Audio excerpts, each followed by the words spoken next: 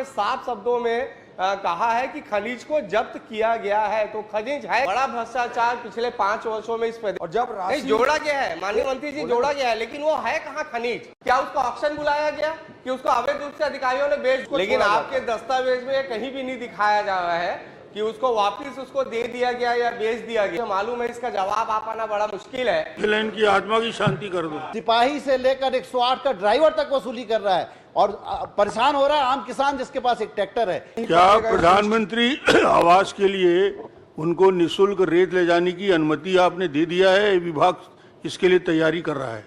अध्यक्ष महोदय, ग्राम यदि कर दिया है तो इसकी घोषणा कर दी। तो क्या रेत से तेल निकलता है?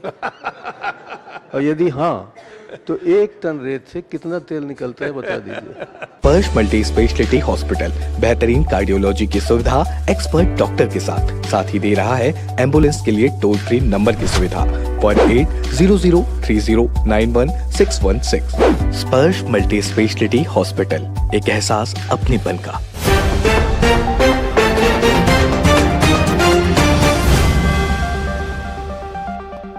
मैं आपके माध्यम से मंत्री जी से जानना चाहता हूं, जनवरी 2021 से दिनांक 15 जनवरी 2024 तक सरगुजा संभाग अंतर्गत जिला सरगुजा, बलरामपुर, रामानुजगंज एवं सूरजपुर में रेत के अवैध खनन एवं परिवहन के कितने प्रकरण दर्ज हैं? रेत के अवैध उत्खनन एवं परिवहन के 10 प्रकरण में क्या कार्रवाई की गई है? जिलेवार मैंने इसकी जानकारी चाहिए। माननीय अध्यक्ष महोदय, जनवरी 2021 से 15 जनवरी 2024 तक सरगुजा संभाग अंतर्गत जिला 3 जिलों का जिक्र माननीय सदस्य ने किया है। सरगुजा जिला, बलरामपुर, रामानुजगंज जिला एवं सूरजपुर जिला। इन 3 जिलों में रेत के अवैध उत्खनन के 12 मामले दर्ज हुए हैं। उत्खनन के और परिवहन के अलग अलग मामले दर्ज होते हैं अध्यक्ष महोदय। उत्खनन के 12 मामले और अवैध परिवहन के 652 प्रकरण दर्ज हुए हैं। और जो पूरा डिटेल है जिला वाइज, उसकी सूची माननीय उनको जिलेवार से नहीं माननीय अध्यक्ष महोदय, अगर अवैध परिवहन में कार्रवाई की गई है तो वाहन में अवैध जो खनिज जब्त किया गया है उसे कहां कहां रखा गया है?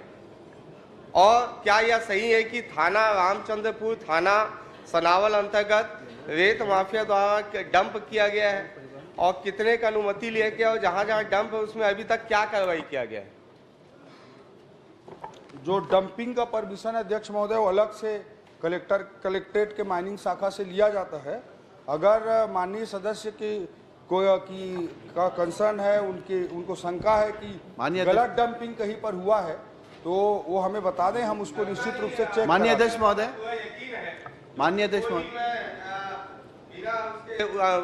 बात नहीं कहता सदन में, और लगातार आपके द्वारा जो मेरा प्रश्न पूछा गया है उस प्रश्न में जितनी भी आपने जब्ती की बात कही है, जितनी भी कार्रवाई की बात है, उसी में वो सारा चीज दर्शाता है। और उसमें अगर डंप किया गया और आपके उसमें उल्लेख भी इस बात का है कि खनिज को भी जब्त किया गया है, तो खनिज है कहाँ जो जब्त किया गया है? माननीय अध्यक्ष महोदय, मेरा जवाब तो आने दो, मेरा जवाब आ जाए। जवाब आने दो मूल प्रश्न का। अध्यक्ष महोदय, जो खनिज के प्रकरण दर्ज होते हैं, परिवहन हो या उत्खनन हो, उसमें जो वसूली की जाती है राशि पेनाल्टी के रूप में लिया जाता है, उसमें उस खनिज का मूल्य भी समाहित होता है। उस खनिज का मूल्य और उसके साथ उसमें फाइन दोनों को ऐड करते हुए वसूली की जाती है। इसलिए उसका पूरा पैसा और पेनाल्टी का पैसा दोनों ले लिया जाता है और उस खनिज को उसे वापस दे दिया जाता है। नहीं अध्यक्ष महोदय, अच्छा। और अध्यक्ष महोदय, जो भंडारण के स्वीकृत प्रकरण हैं वो तीनों जिला मिलाकर के 43 हैं।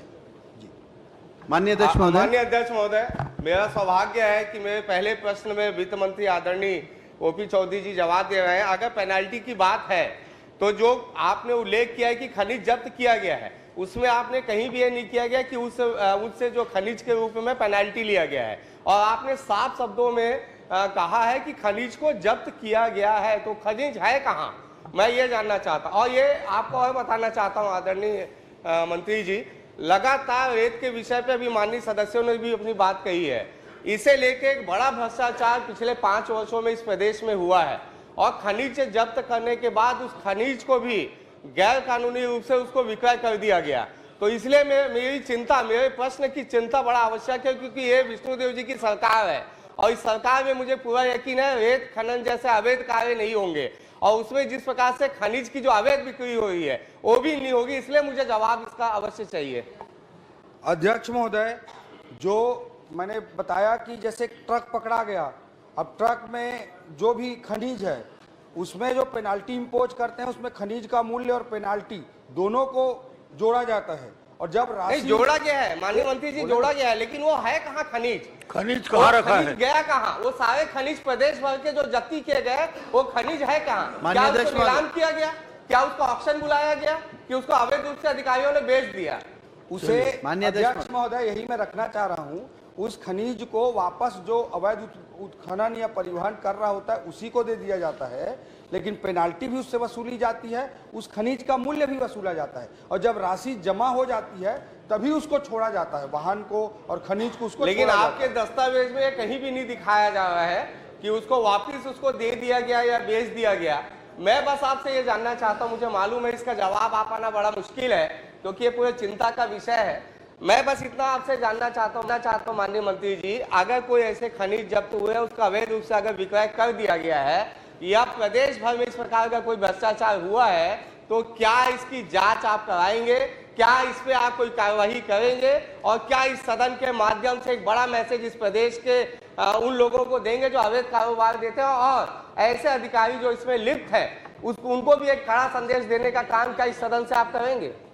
माननीय अध्यक्ष महोदय, मैं फिर से रख रहा हूं कि जो खनिज जो जब्त होता है, मतलब जो ट्रक जब्त होता है, ट्रक को पकड़ते हैं, उसके खनिज को वापस लेके उसको ऑक्शन करना ये सब नहीं है, उसको वापस उसी को दे दिया जाता है, लेकिन उसके राशि का उसका कुल मूल्य और पेनाल्टी दोनों वसूल करके जाता है और राशि जमा हो जाती है तब उसको दिया जाता है। लेकिन अध्यक्ष महोदय, ये सम्माननीय सदन है और सम्माननीय सदस्य के कहीं पर कोई कंसर्न है, कहीं पर कोई कुछ हुआ है जो उनको लगता है कि इलीगल हुआ है, अवैध हुआ है, गलत हुआ है, तो मुझे व्यक्तिगत रूप से बता दें, माननीय विभागीय मंत्री जी को रख करके हम 1 हफ्ते के अंदर उसमें हम कार्रवाई सुनिश्चित करेंगे। मैं व्यक्तिगत नहीं, मैं सार्वजनिक सदन में मैं आपसे जांच की मांग चाहिए चाहता हूं। सरगुजा संभाग अंतर्गत जिला सरगुजा, बलरामपुर, रामानुजगंज और सूरजपुर में जितने भी खनिज जब्त हुए हैं, जितने अवैध के काम हुए और जो भी खनिज जब्त हुए हैं उस पे आप जांच की मांग इस विषय पे आप करवा दीजिए कि इस पे आप जांच करवाएंगे और कड़ी कार्रवाई करेंगे माननीय अध्यक्ष अगर ये महोदय, दोषी पाए गए तो। माननीय अध्यक्ष महोदय, माननीय अध्यक्ष महोदय, ठीक है। अध्यक्ष महोदय, अध्यक्ष चलिए जवाब दे दीजिए। माननीय अध्यक्ष महोदय, माननीय अध्यक्ष महोदय, मैं भी रेत के मेरा भी प्रश्न लगा हुआ पर बहुत पीछे है। माननीय मंत्री जी ने अध्यक्ष महोदय ये बताया। माननीय सदस्य जी एक बार वो जांच के लिए बोल दे, उसके बाद फिर मैं भी संतुष्ट हो जाऊंगा, नहीं तो आत्मा को शांति नहीं मिलेगी। इनकी आत्मा की शांति कर दो। माननीय अध्यक्ष महोदय, मतलब मैंने पूरा डिस्पोज कैसे होता है प्रक्रिया नियम माइनिंग डिपार्टमेंट के प्रक्रिया को रखा है। माननीय सदस्य को कोई भी विषय है तो उसको सदन के समक्ष रखना चाहे सदन के समक्ष रख दें, डिपार्टमेंट के रूप में बताना चाहे डिपार्टमेंट के रूप में रख दें, कहाँ पे गड़बड़ उसकी सूची पूरे मैं दे दिया। सरगुजा संभाग के अंतर्गत मैं चाह रहा हूँ उसकी जांच हो जाए। दीजिए, जांच कर सूची आप दे दें। हम माननीय अध्यक्ष महोदय, इंद्र शाह मंडावी जी। माननीय अध्यक्ष महोदय, अध्यक्ष महोदय, रेत वाला हो गया? नहीं माननीय आपके प्रश्न आएगा देखेंगे। अध्यक्ष महोदय, रेत में बहुत हो गया। वो सर बिलासपुर का कोई मामला है, अरपा का कुछ अरपा का मामला है अध्यक्ष महोदय। कहाँ सरगुजा से अरपा आ गया प्रश्न? विधायक। चलिए एक छोटा प्रश्न कर लीजिए। माननीय अध्यक्ष महोदय, माननीय अध्यक्ष महोदय, एक मिनट भैया, सब आपने जवाब आप में प्रश्न अपने लगाइए बताया। ना, प्रश्न लगाइए। माननीय अध्यक्ष महोदय, उन्होंने जवाब में बताया कि 12 अवैध उत्खनन के केस रजिस्टर्ड किए गए और 652 प्रकरण में अवैध परिवहन। ये अवैध उत्खनन और अवैध परिवहन क्या है इसको थोड़ा सा क्लैरिफाई करेंगे, क्योंकि जब सरकार जो खदानें दे रही है, जिनको लीज पर दे रही है, जिनकी एनजीटी की परमिशन है, तो ये और सरकार कहीं पर डंप करने की भी परमिशन दे रही है, लाइसेंस दे रही है कि आप रेत डंप कर सकते हैं। तो ये अवैध परिवहन के नाम पर जो छोटे छोटे किसानों को परेशान किया जा रहा है, उनसे अवैध वसूली की जा रही है। गांव-गांव में गांव अपने पंचायत के कामों के लिए अगर एक ट्रैक्टर निकालता है तो उसको 10,000 रुपये फाइन हो रहा है। इस नाम से जो अवैध वसूली का कारोबार अधिकारियों द्वारा किया गया, इस पर आपका क्या बात है? अवैध उत्खनन और अवैध परिवहन, इसको क्लैरिफाई करें। और इसके नाम पर सिपाही से लेकर 108 का ड्राइवर तक वसूली कर रहा है और परेशान हो रहा है आम किसान जिसके पास एक ट्रैक्टर है। इसके लिए आप क्या व्यवस्था देंगे अध्यक्ष महोदय, मैं जानना चाहता हूँ। चलिए आप जवाब दीजिए। माननीय अध्यक्ष महोदय, सम्मानीय सदस्य ने जो कंसर्न रखे हैं वो थोड़े दूसरे साइड में, अभी तक जितना डिबेट चल रहा था उसमें, तो उन्होंने पहला चीज तो रखा है कि उत्खनन और परिवहन दोनों के केस के डिफरेंस करने की बात कही है। तो जैसे उत्खनन जो बिना लीज के कहीं पे खोदा जा रहा हो अध्यक्ष महोदय, कोई जेसीबी लगा हो, डंपर लगा हो और वहाँ लीज ही नहीं है, वहाँ का इन्वायरमेंट क्लियरेंस नहीं है, वहाँ पे खोदा जा रहा है, या जो क्षेत्र निर्धारित किया गया है भौगोलिक रूप से ज्योग्राफिकल, उससे बाहर खोदा जा रहा है, वो अवैध उत्खनन के प्रकरण बनते हैं उसमें अध्यक्ष महोदय। और कोई ट्रक चल रहा है, कोई डंपर चल रहा है और वो बिना रॉयल्टी के चल रहा है, बिना रॉयल्टी के चल रहा है, तो उसको जब सड़क पे पकड़ते हैं तो अवैध परिवहन का प्रकरण उसमें दर्ज होता है अध्यक्ष महोदय। टेक्निकली दोनों में थोड़ा ये डिफरेंस है। बाकी अध्यक्ष महोदय, माननीय सदस्य ने जो सेकंड कंसर्न रखा है कि छोटे छोटे ट्रैक्टर वाले या जो भी लोग हैं वो उनको प्रताड़ित ना किया जाए, निश्चित रूप से अध्यक्ष महोदय दोनों विषयों पर हम ध्यान रखेंगे कि एक और गलत करने वाले बड़े बड़े बाहुबली माफिया लोगों पर कार्रवाई हो। ये विष्णुदेव साय जी की सरकार है अध्यक्ष महोदय, कोई बाहुबली नहीं बचने वाला, ये हम सुनिश्चित करेंगे।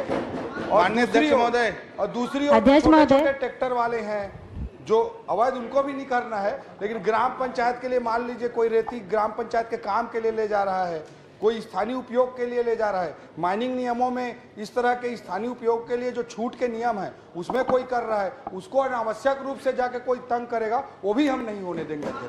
माननीय अध्यक्ष महोदय, अध्यक्ष महोदय मेरा निवेदन है। माननीय अध्यक्ष महोदय, बिलासपुर जिले में एक भी मुरुम की खदान विधिवत तौर पर नीलामी पे नहीं है और पिछले 5 सालों से सरकारी कामों में मुरुम की सप्लाई हो रही है। ये अवैध उत्खनन में आता है, स्पष्ट तौर पर है। एक स्थिति ऐसी है कि बेलतरा विधानसभा के ग्राम खैरा और बामू के बीच में हाई टेंशन लाइन गिरने की स्थिति है। दूसरा, लक्षणपुर में एक रेत घाट हुआ है। लक्षणपुर में जो रेत घाट हुआ है वो आचार संहिता के दौरान प्रक्रिया में आती है। आचार संहिता के दौरान ही उसको इन्वायरमेंट क्लियरेंस मिलता है। 6 बजे से 6 बजे तक का उत्खनन का मामला है, वो भी लेबर से कराना है। वो पोकलेन में खुदाई हो रही है, अवैध भंडारण हो रहा है, जिस पर आज दिनांक तक कोई कार्रवाई सुनिश्चित नहीं हुई है। और ऐसे ही अन्य मामले रेत घाट से संबंधित आप मंत्री जी को दे दीजिए। जी अरपा पुल की खुदाई कर दी गई है पूरे पिलहर की। मंत्री जी को जानकारी दीजिए। ठीक, नहीं इतने सारे प्रश्न। अब लास्ट नेता प्रतिपक्ष, एक छोटा सा, भाई ज्यादा आप कर लीजिए। चलिए रेत आप भी पूछ लो। माननीय अध्यक्ष महोदय, कई ऐसे इलाके हैं जहां पे रेत खदान लीज पे नहीं दिया गया है, जिसके कारण से बहुत सारी दिक्कतें आ रही, जैसे कोंडागांव जिले का ही मामला है। और आए दिन रोज ट्रैक्टर और ट्रक छोटे छोटे कामों के लिए, प्रधानमंत्री आवास के लिए हो या अन्य कार्यों के लिए भी ले जाए जाते हैं, उन्हें पकड़ा जाता है। अधिकारियों से सीधा ये कहा जा रहा है कि हमारा क्या कर लोगे, ट्रांसफर ही कराओगे और क्या करोगे। तो नियम में कलेक्टरों को निर्देशित करेंगे क्या, कहाँ जहाँ जहाँ पे इस तरह की समस्या आ रही तत्काल लीज दिया जाए ताकि लोगों को सुविधा। ठीक सुझाव है, ये भी जल्दी से लीज कर दीजिए। निश्चित रूप से अध्यक्ष महोदय, कई इम्पोर्टेंट कंसर्न सदन में आए हैं, जैसे कि छोटे गांव वालों को गांव में छोटे छोटे यूज के लिए क्या करना है। तो गांव वालों को खुद के उपयोग के लिए मान लीजिए कोई घर बना रहा है, कोई प्रधानमंत्री आवास योजना का घर जो अभी बनने चालू हो गए, 5 साल तक नहीं बन पा रहे थे अध्यक्ष महोदय, वो चालू हो गए हैं। तो इस तरह के जो उपयोग हैं उसके लिए उपयोग कर सकते हैं, उनको कोई नहीं। क्या प्रधानमंत्री आवास के लिए उनको निःशुल्क रेत ले जाने की अनुमति आपने दे दिया है? विभाग इसके लिए तैयारी कर रहा है अध्यक्ष महोदय। यदि कर दिया है तो इसकी घोषणा कर दीजिए आप, बहुत बड़ी बात हो जाएगी। 18 लाख आवास बनने वाले हैं, उनको रेत ले जाने की अनुमति दी जाएगी। यदि आप सहमत हैं तो आज बोल दीजिए। अध्यक्ष महोदय, छोटे ट्रैक्टर से ग्राम पंचायतों में प्रधानमंत्री आवास योजना के लिए जो भी रेत की जरूरत होगी उसके लिए हम लोग निःशुल्क रूप से उनको उपलब्ध कराएंगे। बहुत बड़ी बात होगी। अब आखिरी प्रश्न नेताजी का। मैं धन्यवाद देता हूं आदरणीय अध्यक्ष महोदय, आपने जो प्रधानमंत्री आवास के लिए मुफ्त रेत की व्यवस्था की है उसके लिए माननीय मंत्री जी को। ये प्रश्न नहीं है मगर एक सोचने की बात है। पूरा सदन रेत के नाम से परेशान है। तो क्या रेत से तेल निकलता है? और यदि हाँ, तो 1 टन रेत से कितना तेल निकलता है बता दीजिए। बहुत अच्छा प्रश्न। इंद्र साहब मंडावी जी। माननीय अध्यक्ष महोदय, ये महिला बाल विकास कितना तेल निकल रहा है उसको तो बता देते कम से कम। रेत से तेल, कहाँ- शराब से तेल, चावल से तेल, कोयला से तेल निकालने के वैज्ञानिक। अरे धर्मजीत जी, मेरे को जानकारी रेत तो से मिली तेल है, कहाँ कहाँ अध्यक्ष निकल रहा है महोदय। वो स्थान बता देंगे तो सब मालूम हो वैज्ञानिक तो जाएगा। यहीं बैठे हैं साहब। चलिए, रायपुर में छोड़िए अब बड़े इसको। वैज्ञानिक, झारखंड में भी बताने गए थे कैसे निकलेगा तेल। इसकी चर्चा बंद करिए। यहाँ माननीय अध्यक्ष महोदय बड़े बड़े विशेषज्ञ बैठे हुए हैं। झारखंड में तो वही काम बाटलिंग किए प्लांट हैं। देखने के विजिट के जिस लिए बात गए को थे। अभी उठा रहे हैं ना, अब 5 साल आप ये लोगों ये को अभी करना का नहीं है, ये कौशिक 5 साल जी। वही काम किए हैं। और सही चलिए, बात इतना तो ये सा। है कि वो इतने- माननीय अध्यक्ष नहीं, महोदय, रेत मैं वाले माननीय इतने महिला बाल विकास बाहुबली हो मंत्री गए जी से कि अधिकारी प्रश्न भयभीत किया हो था, करके उसका और जो उत्तर गए तो तो मिला है अधिकारियों मेरे को को। पिटाई हुआ है 5 साल में। काफी और अच्छी उसके चीज। कारण में सब ये मामला बहुत हुआ सारे है। सुझाव आ गए।